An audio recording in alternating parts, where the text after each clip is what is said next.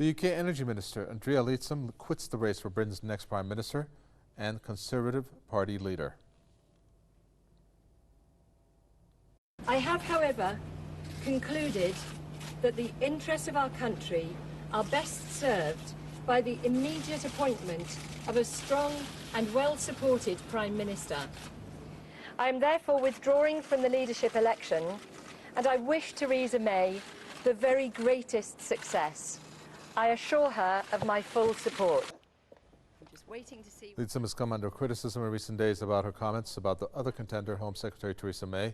She said that being a mother made her a better candidate for the top job. Leadsom's withdrawal has now made Theresa May uncontested to be the next UK Prime Minister and Tory leader. The two gathered most of the votes on the Conservative Party MPs in the second round of voting last week.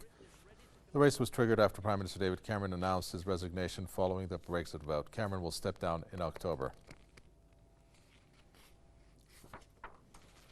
Well, actually, Prime Minister David Cameron came out and announced just about an hour ago that it will be Theresa May that will become the Prime Minister on Wednesday.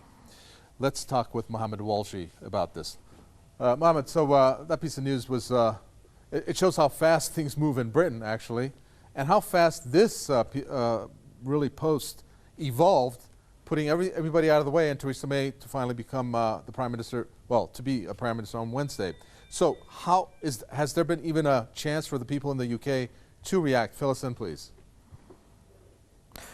Well, it has been moving very, very fast. It's very difficult to kind of keep on top of everything right now with the changing nature of British politics, both in the Labour Party and the Conservative Party.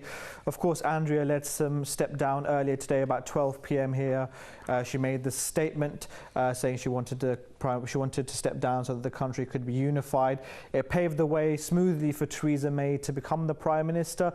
Almost immediately, as you said, she's going to be the Prime Minister on Wednesday after David Cameron steps down after Prime Minister's questions. And I think what we've seen here is the inexperience of Andrea Leadsom really has told.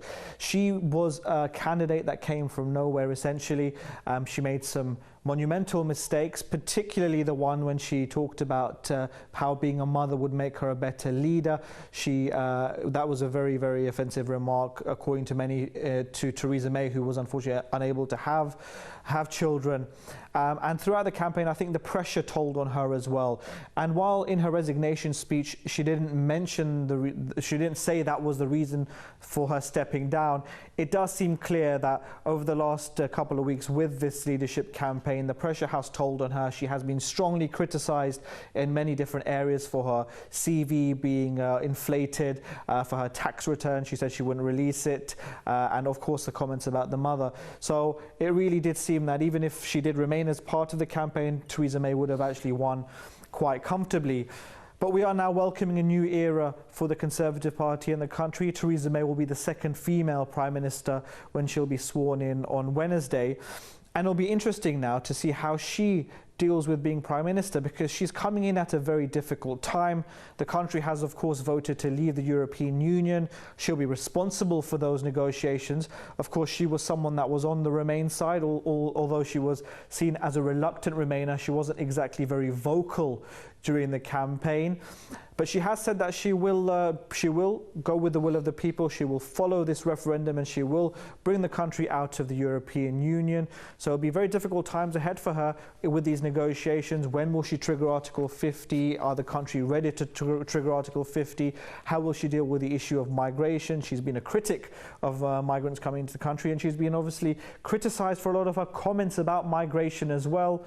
She also talked about how with this referendum result, some EU nationals may not be allowed into the country because she's afraid that in the period of negotiations we'll see an influx of EU nationals entering the country. So of course, interesting times ahead for the United Kingdom. Indeed. Thank you for that. We appreciate it. Mohammed Walji there, our correspondent from London.